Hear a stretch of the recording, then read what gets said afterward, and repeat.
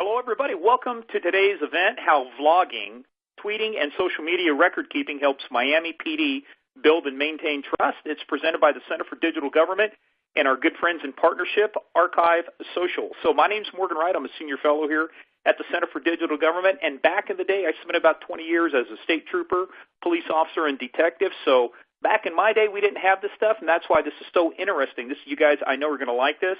The Center now, by the way, for Digital Government, we're a national research and advisory institute on information technology policies and best practices in state and local government. Now, folks, we've got a diverse and dynamic range of programs, and we provide public and private sector leaders with decision support, knowledge, and opportunities. We help them effectively incorporate all of these new technologies, some of which you'll hear about today, into the 21st century. So as I said, excited to be the moderator today.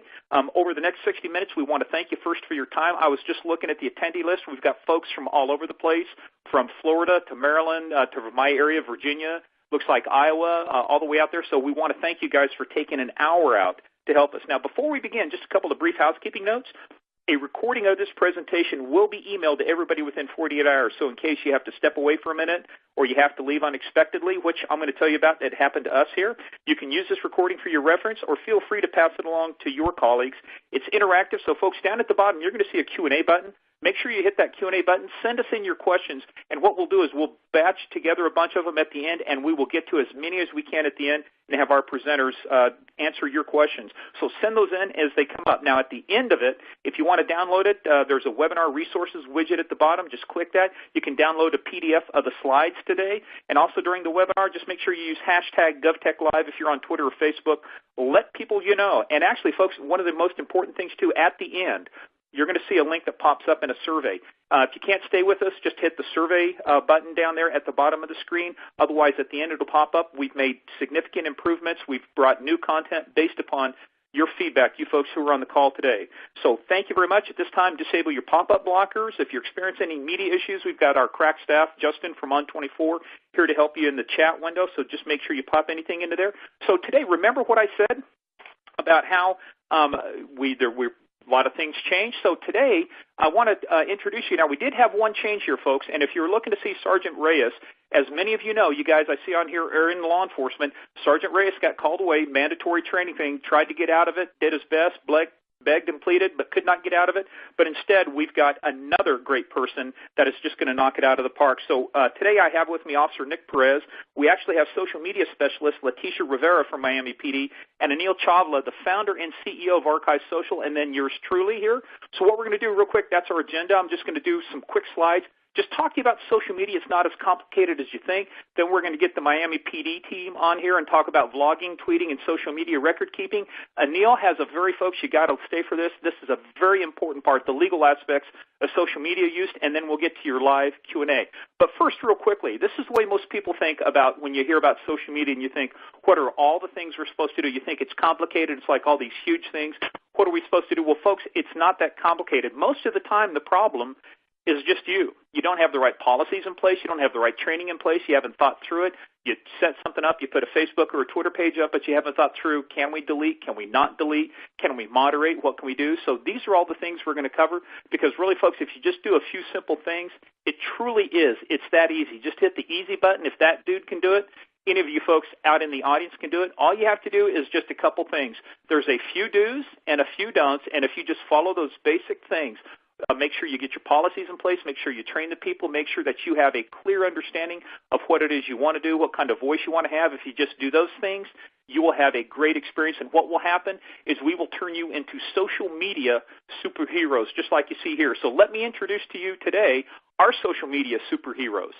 So on the line with us we have Officer Nick Perez from Miami Police Department, and Leticia Rivera, she's the social media specialist. Now, before I read the rest of you their bios, we have our first poll question for today, and here it is.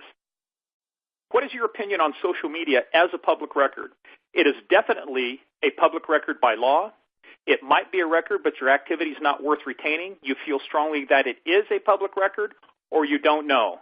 So it's definitely a public record by law. It might be a record, but your activity is not worth retaining. You feel strongly it is not a public record, or you don't know. Now, while we're doing that, let me tell you a little bit about Leticia Rivera and Nick Perez here. So Leticia is a social media specialist.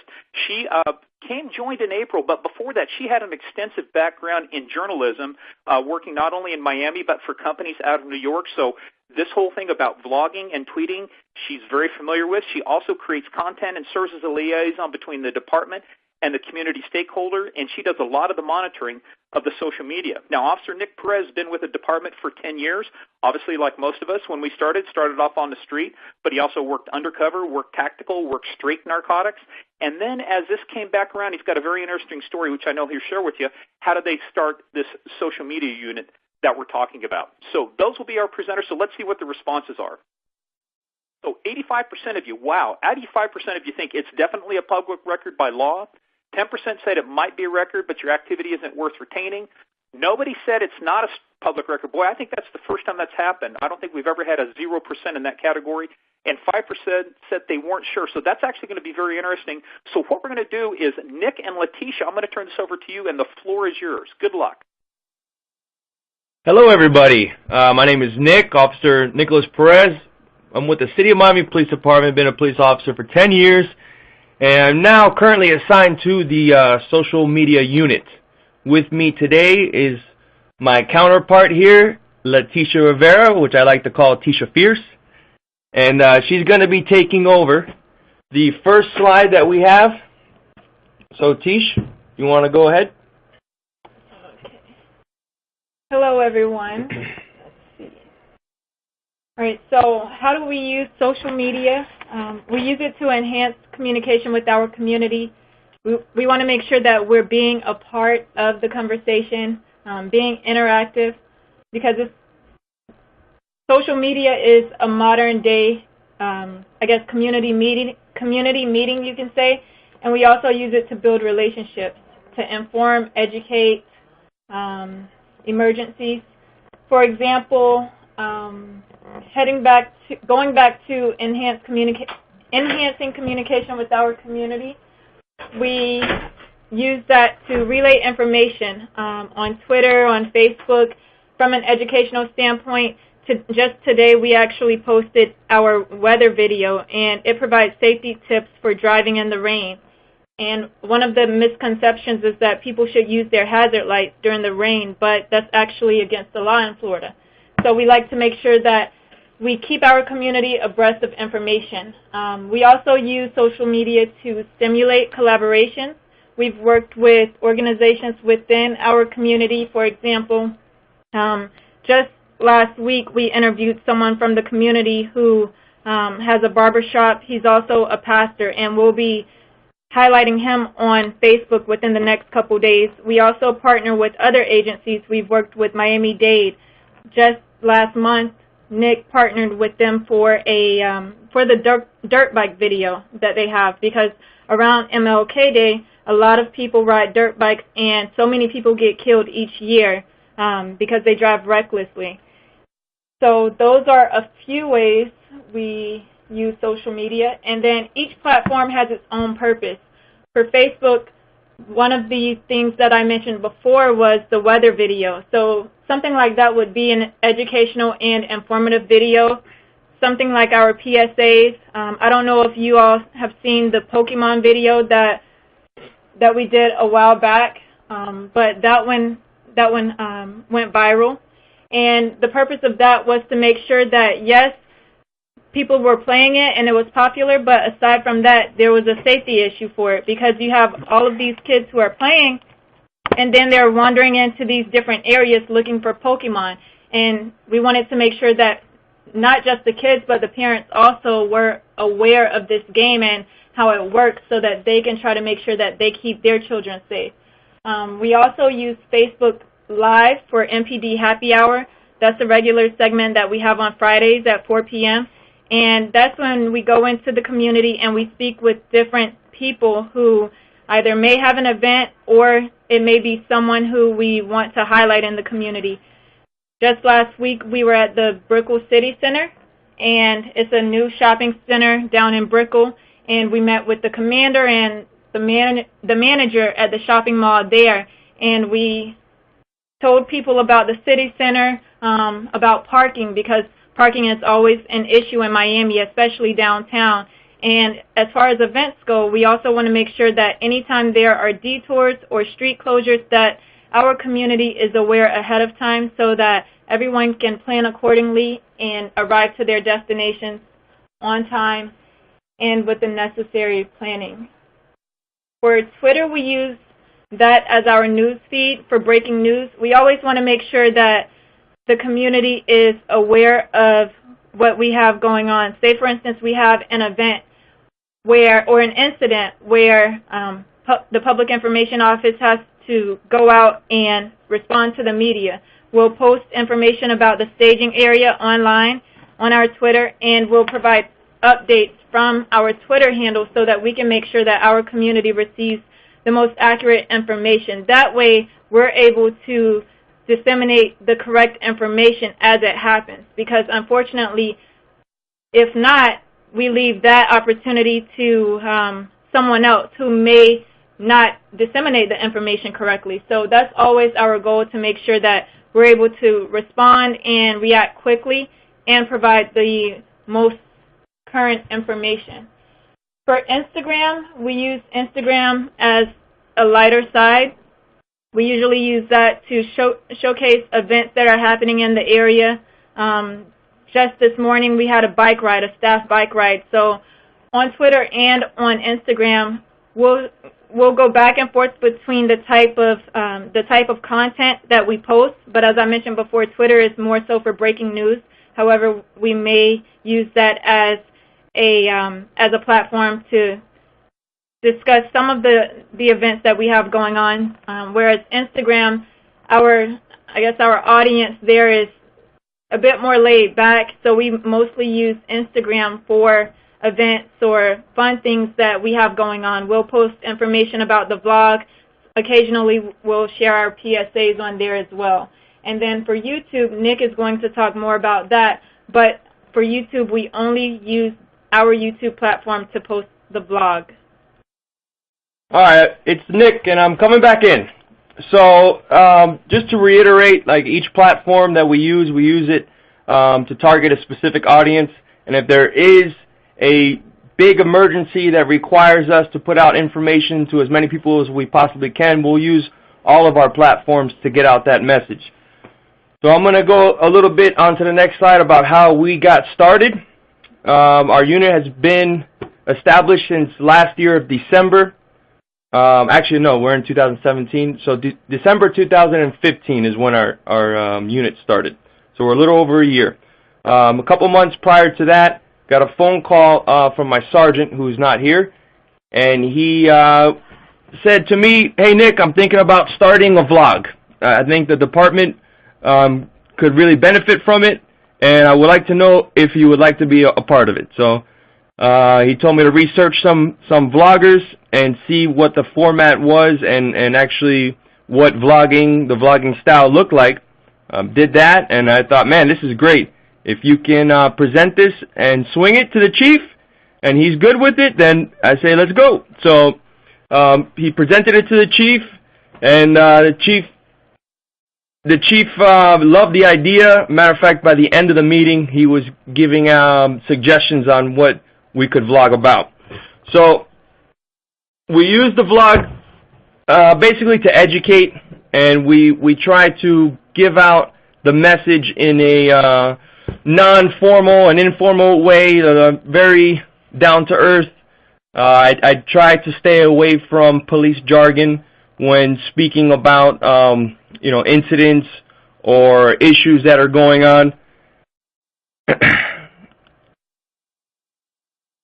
So yes, no, I'm talking about how do we get started? Okay, hire social media. So going back to when the chief agreed for the vlog, he said, well, why don't we make a whole unit out of it, and you guys can manage all the platforms of social media. And he was actually in the process of hiring Letitia. So Letitia was already en route and on her way. We started in December. She came a little later in April, and she just fit right in and helped out the unit tremendously. So going forward now to the next slide, to the Miami Police vlog.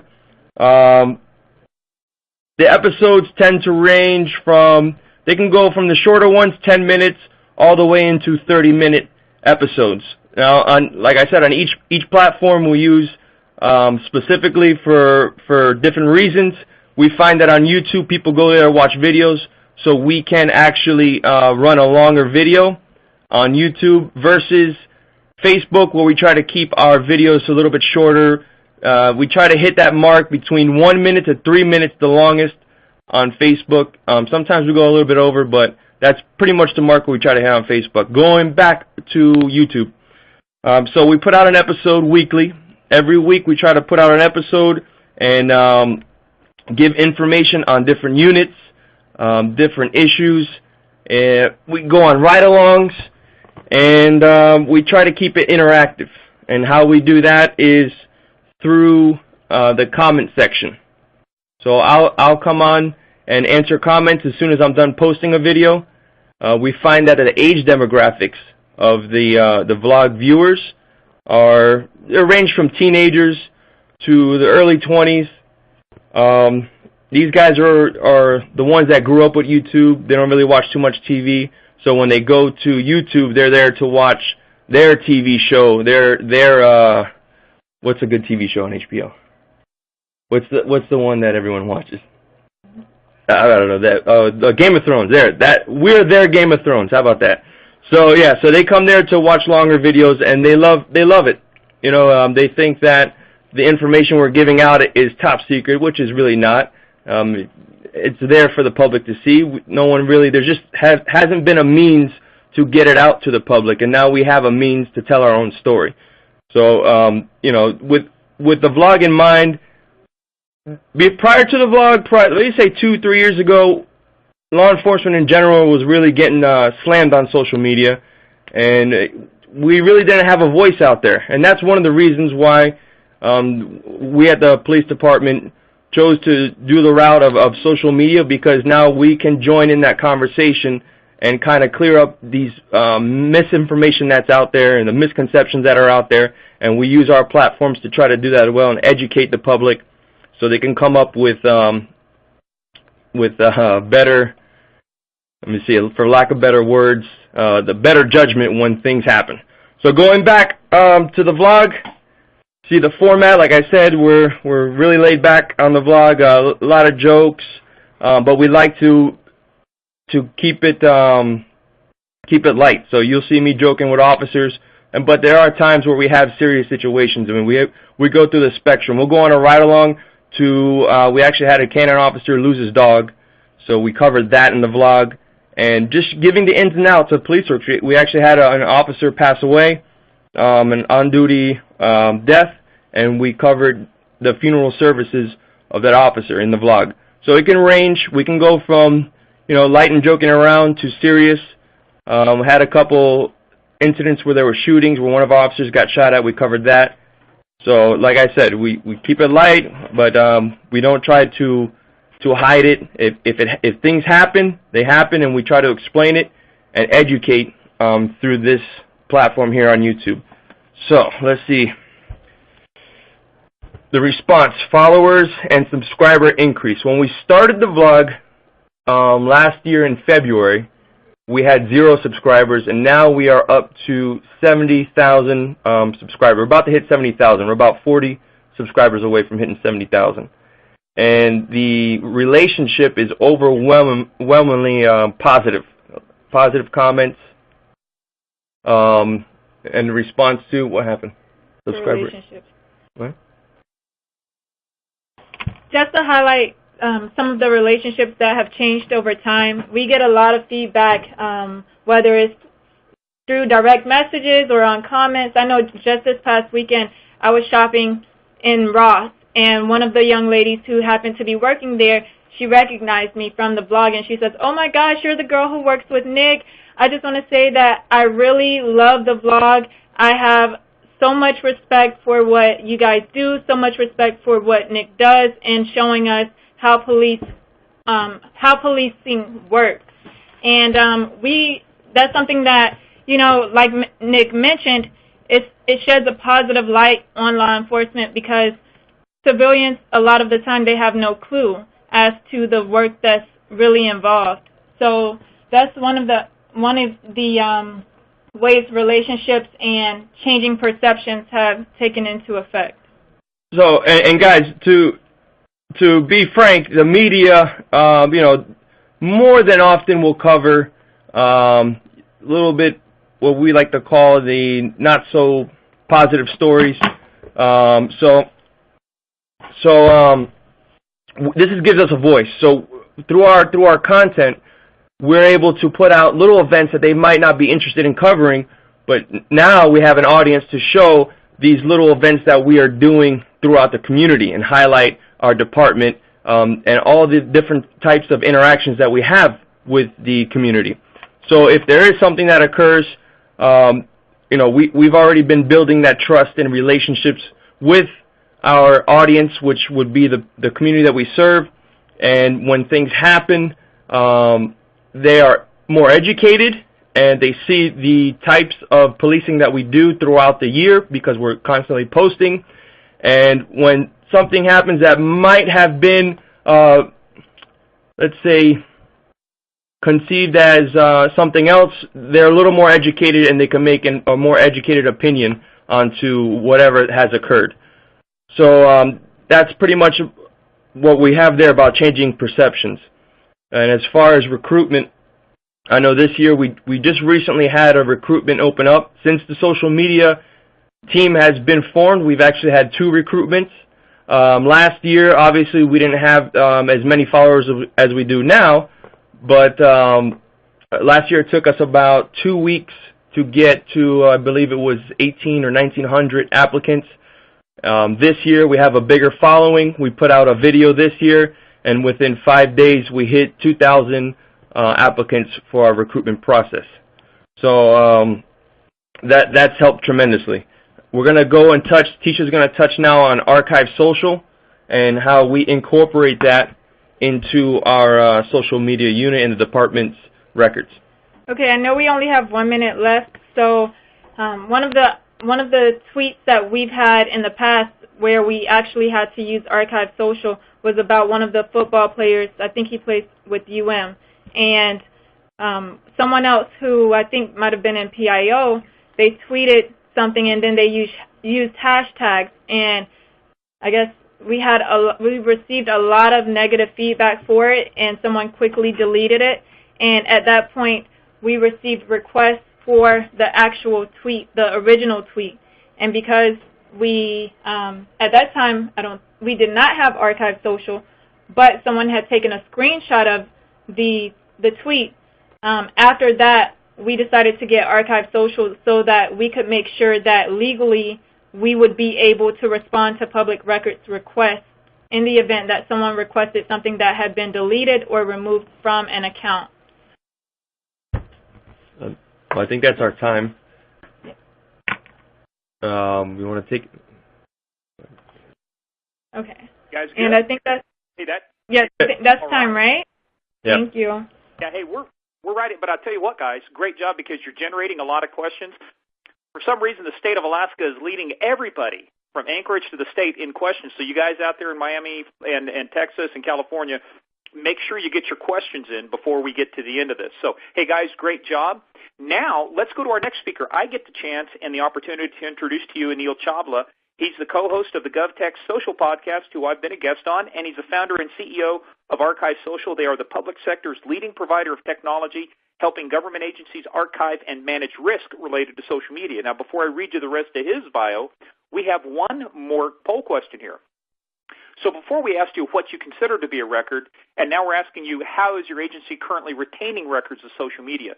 So you're not retaining your own records and you rely on the networks, which means you rely on Facebook or Twitter. You take manual capture, screenshots, copy and paste. That's old school, but if you're doing that, let us know that too. We use a personal backup tool like Backupify, Social Safe, something like that. You have an automated solution for archiving, or you're already a happy ArchiveSocial customer. So you're not retaining your records and you rely on the networks. You take manual captures. You have a personal backup tool. You have an automated solution for archiving, or you're already a happy ArchiveSocial customer. So let me finish telling you about Anil. ArchiveSocial now has enabled hundreds of government entities such as Chicago PD, Dallas PD, and the world's largest law firm, the United States Department of Justice, which I did some work down at, to retain records of social media for legal protection and public record requirements. Now, the company in 2014 was recognized as a cool vendor in government by the leading analyst firm Gartner. They were honored as a GovTech 100 company in both 2015 and 16 by Government Technology magazine. And most recently, folks, I think this is one of the coolest things, they collaborated with the White House to launch a historic social media archive of the 44th presidency. So let's, as they say, let's go to the board and see what we have here. So, Anil, it looks like 65% of the people are not retaining their records, and they rely on the networks. I know you've got a lot to say about that. 15% are still taking manual captures. Nobody's using a personal backup tool. About 3% are using an automated solution for archiving, but 15% are already a happy ArchiveSocial customer. So, Anil, I think that's a great way to turn this over to you, and so the floor is yours. Well, Morgan, thanks so much, and I am very happy to see that we are now caught up with manual screenshots and hopefully overtaking them as an approach to social media archiving. But stepping back, I want to thank everyone for participating today, and particularly I want to thank Nick and Letitia for taking the time to not only share your story with us today, but all of the effort that you put into your social media strategy on an ongoing basis. And it really does show off in the vlog. So those of you who have not seen the YouTube channel, drop what you're watching on Netflix. That's my recommendation for a night, and check it out, because what the Miami PD is doing on YouTube is really bleeding edge and really effective, and I think a lot of agencies across the country have an opportunity to learn from that approach and may have some takeaways in your strategy. Now, I want to shift gears here based on the last slide that our folks in Miami covered in terms of the legal issue, having that situation where a record was requested involving that U of M player, and I know that at the PD they've dealt with some different public records requests with social media. And so my goal here today is to arm you with some more information on what makes social media a record. We already saw about 85% of you feel it's a public record. That's a really good place to be for us to start here. But some of you have questions about whether your social media truly constitutes a record or not. And then there are other legal implications. And so I want to share more information about what's happening across the country, perhaps in places not as prominent as Miami, and you can give you a sense of this issue, and then why it's so important to act proactively, regardless of which approach you take. We just saw a poll for different approaches.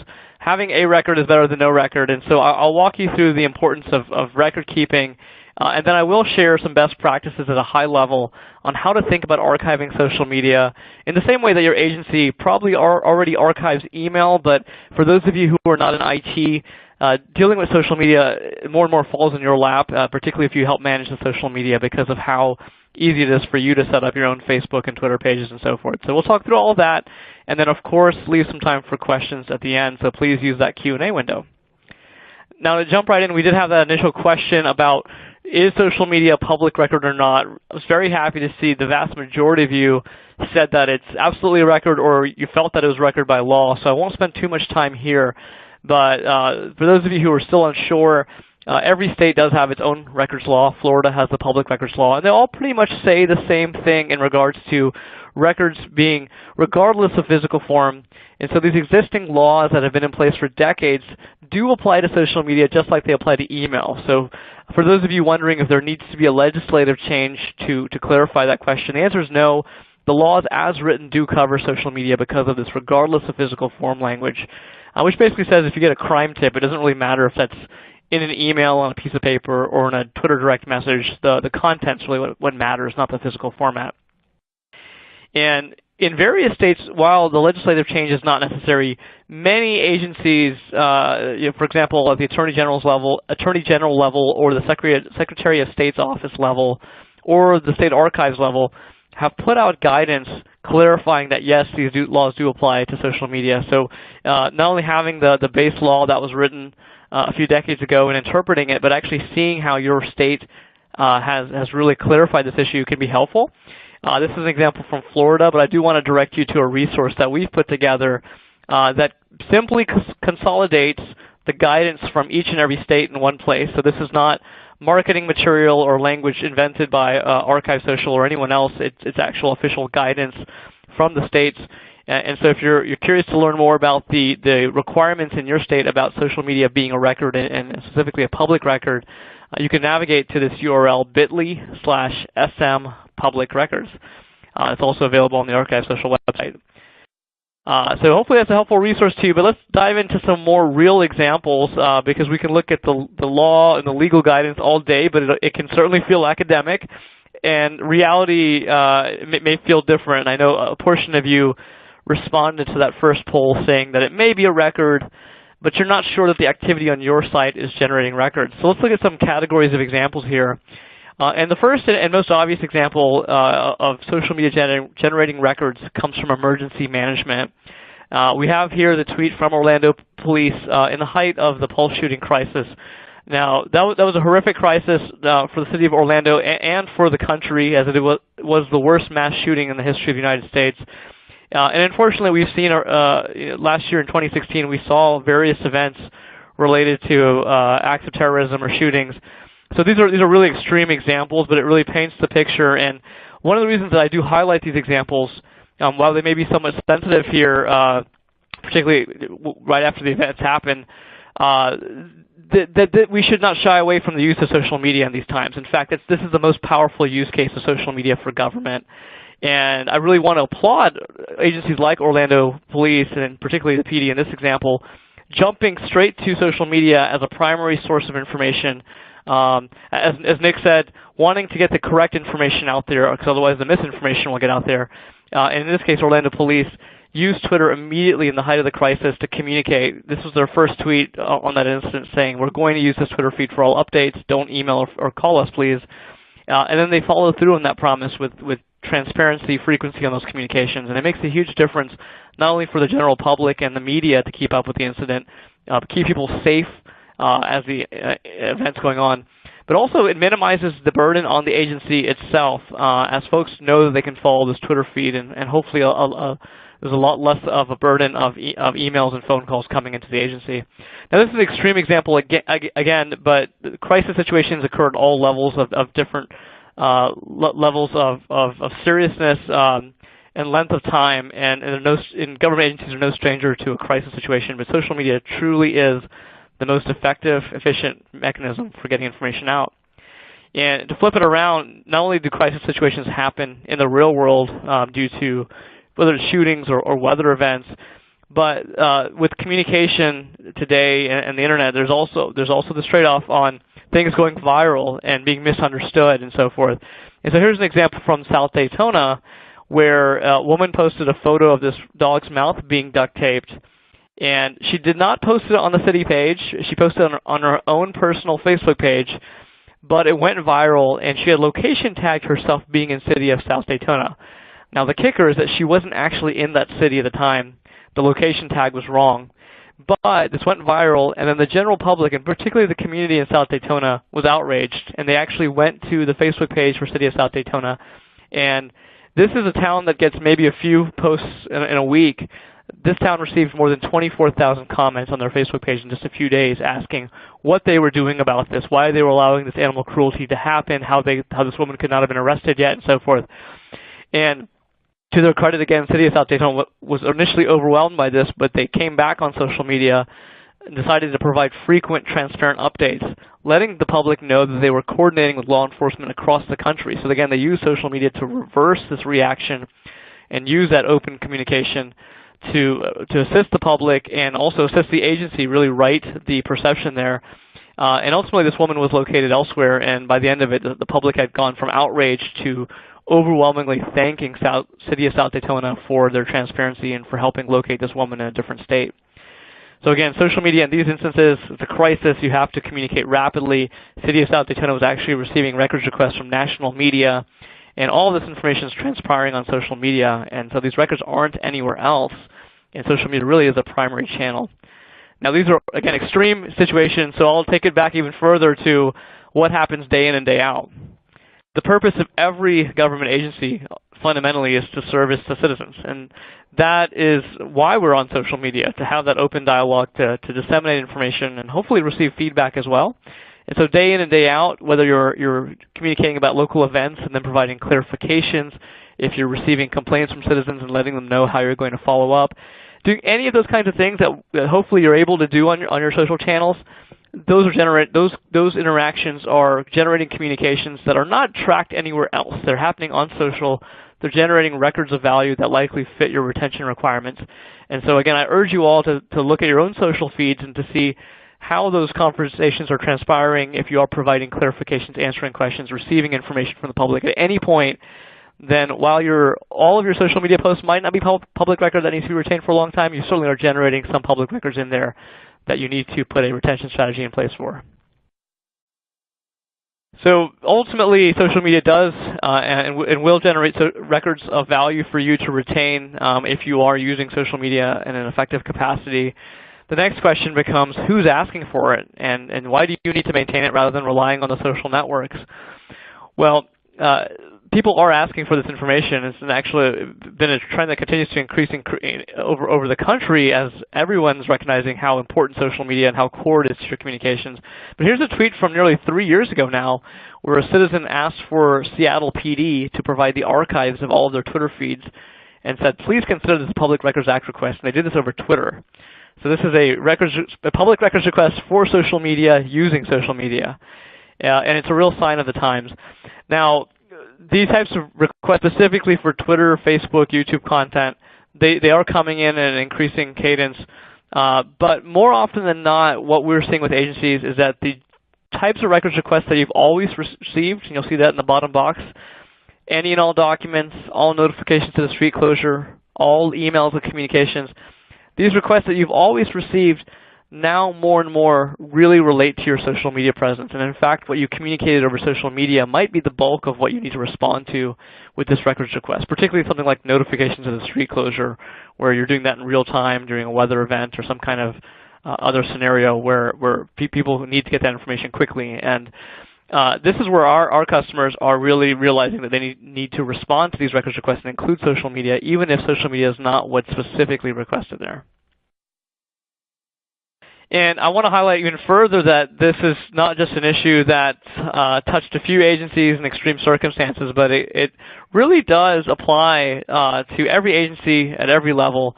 And it's an important issue, and it's so important that this actually reached the office of the Presidency of the United States. And so as Morgan touched on briefly in my bio, we had this wonderful opportunity to work with the White House on this. But essentially, President Obama was the first president to use social media actively given the years in which he took office. And being that first social media president, was communicating on a variety of issues, all of which fell under a public records law known as the Presidential Records Act. So again, at the highest office in the land, public records do matter. And this is important. In fact, the White House put a lot of effort and focus towards ensuring that they had records of those communications and that those records were transferred to the National Archives by law at the end of the administration. And so again, this was a major initiative. It was in the news quite a bit. And if you want to learn more about this, you can visit our website at archivesocial.com/White House and actually review 8 years of social media from the White House administration. So let's bring this back to you. The President has, the White House has addressed this issue, but how can you do this day in and day out, and why should you do it?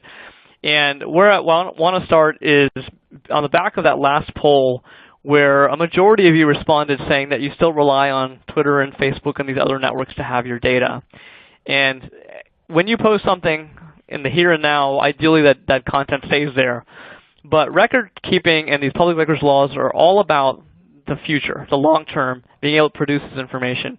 And a fundamental problem is that anything can be deleted at any time, and none of the social networks have put a TOS in place, a terms of service, I should say, in place to ensure that they will retain this content in accordance with government public records laws.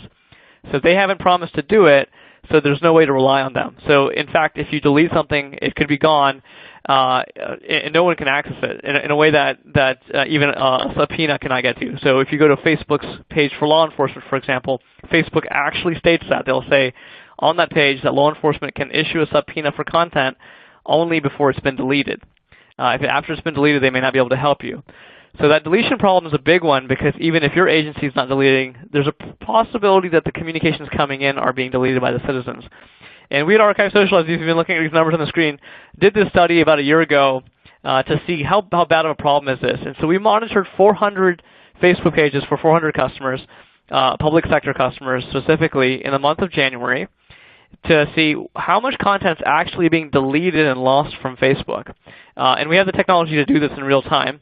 And we really didn't know what to expect. We knew there would be deletions, but what we found were nearly 7,800 deletions occurred for those 400 pages in 1 month span. So about 20 deletions a page. As an archiving company, to be honest with you, that actually shocked us. So it was quite a high number. And when we looked at certain pages, many of those customers had dozens of deletions off of their page. And when you talk to these customers, as most agencies will tell you, these customers were not actively deleting. In fact, most public agencies take an approach of hiding content, not deleting. But the citizens absolutely do delete content. And they may delete something that doesn't matter, but they may delete a crime tip or some feedback that does fall under your records retention requirements. And it's a real issue here that this content is going away. And that's why we have to think about record keeping as an obligation for your agency. In fact, in many states, the guidance now is to have a plan to get the data off the networks for this exact reason. So let's turn this around now. That's a bit of a scary proposition. This data is going away, and it's going away at a much faster rate than you probably expected. Let's look at the positives here of agencies that took action and how it paid off for them. And so first we'll take a look at an incident here out of Margate, Florida, where a citizen was promoting their own business, their own blog on the Facebook page of the city. And the city decided to enforce their social media policy that prohibited that commercial type post and that solicitation, and started removing those postings. The citizen then said, "Well, you can't remove what I'm saying because we have a records law here." And the city said, "Well, we can remove because we have a clear policy and we're also archiving." The citizen then came back and issued a records request saying, "I think you're singling me out. I want to see." I'm issuing a public records request for everything that you've deleted or you've hidden in the past few months. And thankfully, Margate had been proactive on this issue, and using our archiving system could very easily produce that content, send it over to the citizen, and that was really the end of the story there. So that's where you want to be as an agency, is you are going to have touchy situations like that. And the last thing you want to do is receive this request and not have a strategy for that. And in fact, having that archive in place, Margate could respond and go on with their business and continue to use social media for all of its benefits without really any concerns there. So you can take a look at that webinar presentation from Margate when we sent out this deck, similar to this presentation today. Another example comes from across the country with the Santa Barbara Police Department. And this is an agency that had seen this as being an important issue, but they hadn't really had this problem before, and so they kept putting it off. And finally, they started a free trial of ArchiveSocial, and it turned out to be perfect timing for them. The city had been running a gun buyback event, and the police department specifically had to really execute on that event. And it's obviously a very controversial issue, so there was a lot of commentary and questions back and forth on Facebook. And when this happened, the National Rifle Association actually issued a public records request wanting to see all communications related to the gun buyback program. Obviously a controversial topic. The NRA has every right to make that request and ensure the program is being run correctly, but they're also a very powerful organization, and so if there were any problems with it, that's not a records request that you want to mess up. And unfortunately, the Santa Barbara PD had started that free trial when that records request came in a few clicks was able to produce that content, send it to the NRA, and nothing came out of it, which again is exactly the situation you want to be in. And very fortunate here, and if you read the case study, you'll see the officer involved with this saying that if he had not started that free trial, had started archiving in some way, that it's very likely that he could have missed something, and it would have been a really bad situation to be in. So another positive story there. And finally, again, there's always a tinge of these are issues that you as an agency will deal with because you're so intimately involved with people's lives. But again, the guidance here is on how to protect your agency. And so Spokane, Washington had a tragic event, unfortunately, where a young man died on a kayaking trip that the city had helped promote. But in terms of the city doing their diligence here, the silver lining for the city ultimately was when they received the lawsuit, there was a lawsuit for that death. The lawsuit requested 2 years of content from Facebook about the promotion of that kayaking trip to try to figure out if it was run in accordance with the weather requirements and so forth. The city had put archiving in place ahead of this and therefore could produce this content for the legal discovery. So again, these kinds of things happen because the agencies being involved with people's lives and the way the society functions. But these legal incidents, the worst outcome could be a legal incident like this takes your social media down and you're not able to service citizens in the way that social media allows you to do. And that would be a really terrible outcome. In all these cases, that proactive action really helped protect the use of social media, where 99.9% of the time it's a really positive benefit for the city and the public that's subscribed to these channels. So again, you can take a look at that case study to learn more about it. And I really highlight that one because something as simple as promoting an event where you wouldn't think there's a lot of legal risk there, typically that would, with the deaths involved with that situation, that may lead to a lawsuit. Today now would involve social media because social media really just touches everything that happens in your community and how you communicate about it. So those are situations that demonstrate how valuable it can be to take care of this obligation that agencies have. Let's talk about how you can do it effectively. And your approach may range from copy and paste today. It may range from using some simple tools to full-on archiving. My hope here is to give you guidance, is to arm you with the issues to consider. Ultimately, I will talk about some of the pain points here and give you some guidance on best practices, but it's really up to your agency to decide what makes sense now based on your social media usage. But again, doing something is far better than doing nothing. And with social media at ArchiveSocial, we really broke this down to 4 key factors that are critical for social media in a way that they may not have been as critical with content types like email or files. And I'll walk through these factors and give you some specific examples. The first is frequency. Because social media is content that's managed on Facebook servers and Twitter servers and these other social networking servers, and it doesn't belong to your IT, you have to get this data in your control as quickly as possible. So that's what frequency is all about. You need to go get the data and bring it into your control, ideally in near real time. Even waiting a day or several hours could put your agency at risk of losing content because it's later deleted. Comprehensiveness is about having more information rather than less. So whether you're in legal, if you're in public information, if you're simply in communications, if there's a records request or a legal situation involving social media, you're likely to play a role in it. And you want to make sure that you can tell your side of the story. And when we talk about being comprehensive, there's also this issue of metadata, which I'll touch on this next slide. But you want to make sure you have a full record of the information rather than less information. Now, that sounds kind of obvious, but there really is a big difference between how you can keep these records and the level of comprehensiveness that you'll get from that. Authenticity is really talking to the point that this type of record keeping is in place for legal protection. So if you're going to keep a record, make sure you keep a record that's authentic, that can be validated, that can serve as evidence in court. And so think about that with your record keeping strategy to make sure someone cannot dispute that record very easily. In fact, you can stand by it and use it as evidence.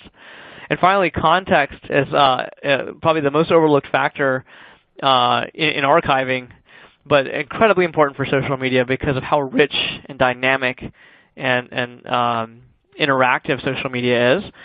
And the best way to frame this is think about Facebook. Imagine a Facebook post from a year ago that was a live stream with 1,000 comments on it where comments had photos in them. How do you produce that effectively today if you had a records request? So think about the ability for your record-keeping approach to reconstruct what happened and provide enough context that not only can you make sense of it, but the person requesting the data can make sense of it.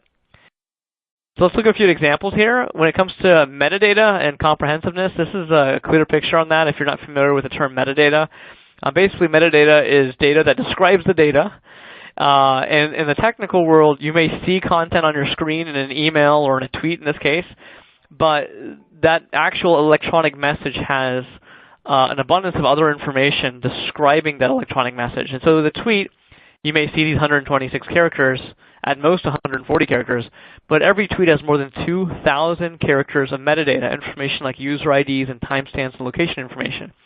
And in every instance, the 2 instances in which metadata has been taken to the Supreme Court of a state as part of a public records request, in those 2 instances where this has come up, the state has ruled that metadata is as much public record as the content itself. And so a very key issue in terms of your record keeping. And it's something to think about for those of you doing screenshots today. With a screenshot, you are not getting the metadata. So again, some records better than no record, but ideally you have an approach that's full electronic record, because again, it can be a part of the public record and also play a role in a legal circumstance. With your record-keeping approach, strong leaders should remember that it's all about the details. Devil is in the details, right? And with legal situations, it often comes down to the details. And so be very wary of solutions or approaches that are not designed for social media, but seem to claim that they archive social media. Because it's one thing to say you can grab Facebook content, store it somewhere. It's another to truly archive it. And I want to give you some examples here. On Facebook, you can have these long comment threads. You can comment on a post that was made a few years ago, in fact. You can reply to comments. You can post multimedia not only in the post itself, but also in the comments, so the citizens can include multimedia back to you. You can live stream. So there's a lot of richness here where one approach may be capturing some aspects of Facebook. Another approach will be truly capturing the records. And you got to figure out, when you evaluate different archiving and record-keeping approaches, to what level of detail are they capturing the data? Because, again, to fulfill the requirements to protect your agency, you want to be as comprehensive as possible. You also want to ensure that you have the context necessary. So, again, finding a comment in the sea of comments alone is not going to help you out in a legal situation. You really need to reconstruct all of that. So, in this case, turn that comment out of the South Daytona situation back into the full post that had thousands of comments on it, because that full context really matters. So look for a record-keeping approach that allows you to do that. And not only do that online in the system, but ultimately deliver that content to whoever's requesting it in a way that makes sense. PDF is a best practice here, so any archiving approach you take, please think about how you can turn that into a PDF. And I mentioned that situation with Margate where a citizen was promoting their own website, and the comments were removed, and then they made a records request asking for everything that had been removed or hidden in the last few months. Well, here's the actual PDF from it. You can see, or at least 2 pages of it. On the left, you can see the 2 pages.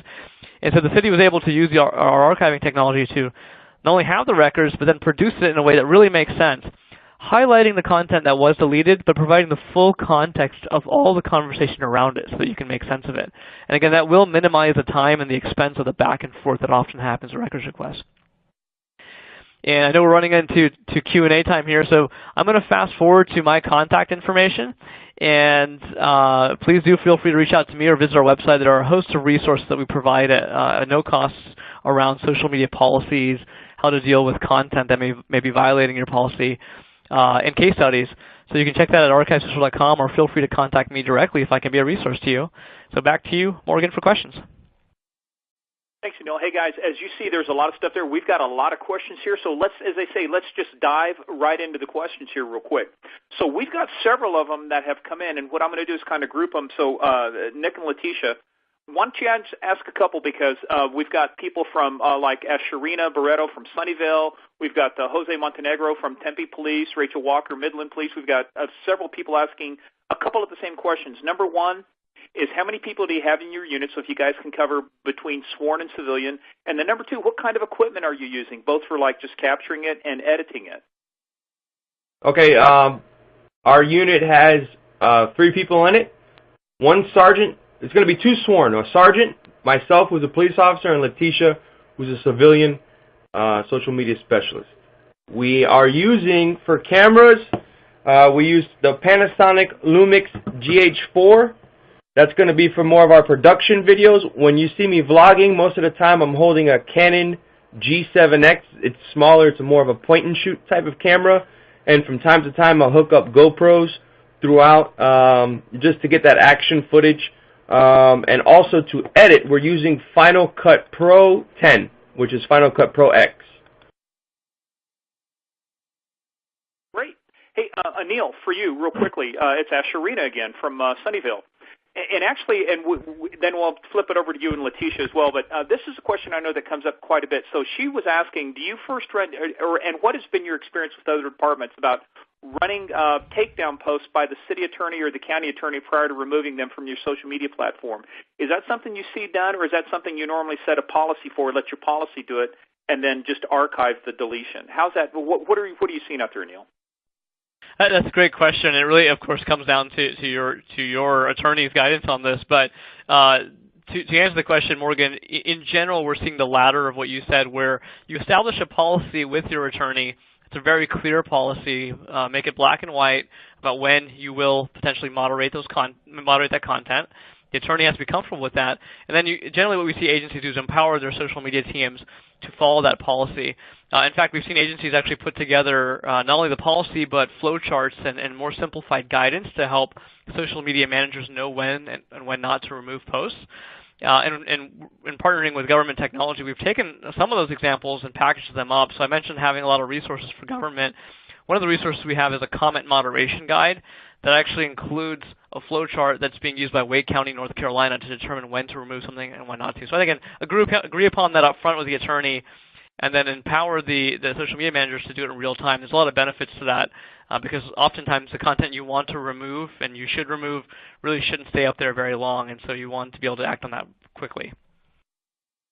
Oh, and Nick, Letitia, you guys now are out there. You're in the community. You're putting things out there. Obviously, a lot of social media platforms.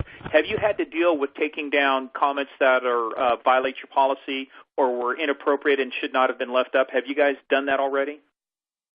Yes, we have. We actually have on our platforms. We have a statement posted regarding the type of content that we will not allow to. Be published on our page or that can be removed. So we have that on our platforms, and then on Instagram and Twitter we have links to that statement on our website. We also have a comment grading system. So say for instance someone uses profanity, and outside of them just expressing their opinion, maybe they're threatening to kill someone. Something like that we would definitely take seriously, and we would remove it, and we would speak with that person. We'll send a direct message with that person. So using our comment grading system, we decide what needs to be removed or just hidden, and at what point we should contact the person who posted it so that we can let that person know that this content is unacceptable on our platform. Great. Hey, Neil, I'm going to kind of combine a couple questions because I know coming from law enforcement myself, coming from government, cost is always an issue, and then it's also based on the platform, how often do things capture? So would you cover real quickly, because we had some people said exactly what does ArchiveSocial do, so would you talk real quickly about how often you capture things, how far back you can go? And then I know you're into transparency, so I always know you like to talk about how this is priced. Absolutely. Well, ArchiveSocial is an archiving system for social media, as the name implies. There are different archiving approaches out there. Our focus happens to be entirely on public sector. That's virtually everything we do is in regards to public sector. And so if you go to our website, you'll see a lot of guidance for government agencies on these types of issues. And we'll also have our pricing out there. We do sell a transparency product, right, to help you fulfill your open records requirements. And so we feel fundamentally that we should be as transparent as possible. So all of our terms of service are out there, our pricing's out there. And what you'll find is that we've priced our solution to be a fixed predictable cost of under $5,000 annual for 80% of agencies. And our goal there was that to acknowledge that this is an issue where you have to be proactive. And our goal there was to put pricing where it would be a discretionary spend for the vast majority of agencies out there in local government. So you'll see it's under $5,000 annual. We do have price points below that as well, and we do have price points above that if you have a more sophisticated social media presence. But that's the general guidance. And I also like to touch on this, Morgan, ideally with any archiving solution, but certainly with ours, because social media is out there on Facebook and Twitter, there's no IT deployment here. Oftentimes we have a PIO or a communicator set this up in less than 30 minutes for an entire city or county. So again, it's fairly low cost and very, very efficient to get going, but can have enormous dividends for your agency.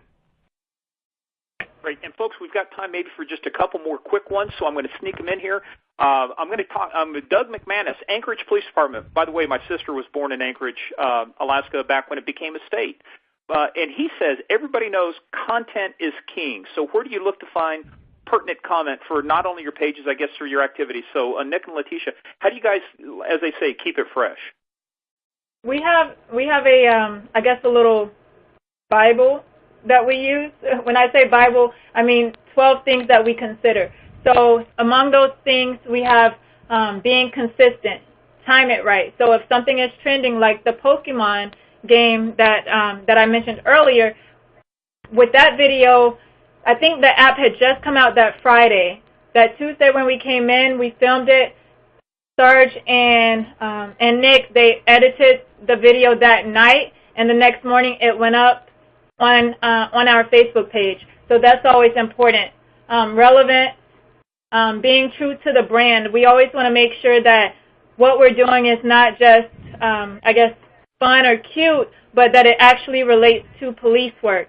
So our sergeant, he always asks, what's the value in this? How does it relate to police work? Be relevant to the audience, a call to action. We had someone in the past who participated in an organization called Live Like Bella, where the officer was raising money for children with cancer. And so our call to action was for people to donate money through the website. Be seasonal, be educational. Again, it goes back to the public service announcements that we usually publish on Facebook. Be entertaining. So while we're presenting this information that's educational, we also want to make sure that it's entertaining. We want to make sure that people are able to receive the information, because if we just sound like, I guess, a broken record, or we sound boring, people may not be as receptive to the information because we're a police agency. But if we come across more friendly in nature and, casual as well and entertaining, then they're more likely to be receptive. Offer value.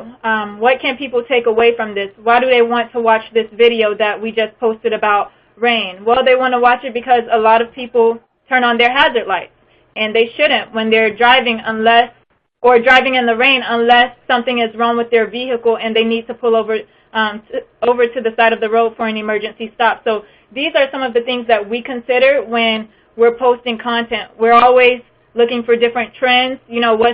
What's happening in the media and in the world around us, what's trending. A while back, I don't know if you've seen it on our Facebook post, but we also did a video on human sex trafficking. That's something that is relevant as well. And so, again, it's just the timeliness and knowing what's trending around us and in the world at that particular moment. Just to chime in. Go ahead, Nick. Being current is really big. It's one of the key factors in being successful in social media. When we did our Running Man challenge, that was, it was in its prime. The timing was perfect. I mean, you still have departments that are putting out the Running Man challenge today, and that just, that's not being current and with the trends that are going on. So it's just making sure that you're just timing everything correctly, and then constantly monitoring other people's social media, or social media in general, to see what's the buzz, pretty much. Oh, great, guys. And look, we could keep going. There's a lot of stuff here, but we're going to have to get into here. And folks, if one quick takeaway, too, as you can see from Letitia's background being in journalism, we're seeing a lot of public safety agencies, public sector agencies bringing people in from journalism, from the news and media, because this is really about telling stories. So, guys, great stuff. I got to tell you, if there had been social media back in my day, I don't know if I would have made 20 years. I probably would have been in trouble. But that's a story for another day. So what we want to tell you, folks, is thank you. Thank you guys, too. We want to say thank you to Nick Perez and Letitia for being on, Letitia Rivera for being on today. We want to say thank you especially to our sponsor, ArchiveSocial. We can't do this without good partners, and Anil Chawla and ArchiveSocial have been tremendous partners for us. Make sure you fill out that survey at the very end. Make sure that if you have any questions, you'll see you'll get a link, like say in 48 hours. We'll email a copy, or there'll be a link for a copy of this presentation. And folks, if you have any feedback, please give it to us. We'd love to hear it from you. So hey, thanks for hanging with us. We went a little past, but as you guys see, great information. And guys, thank you again for spending this time with us. We look forward to seeing you on another government technology webinar. You guys have a safe day, and for you guys in law enforcement, as Sergeant Esterhaus used to say, stay safe out there. We'll see you on the next one. Thank you.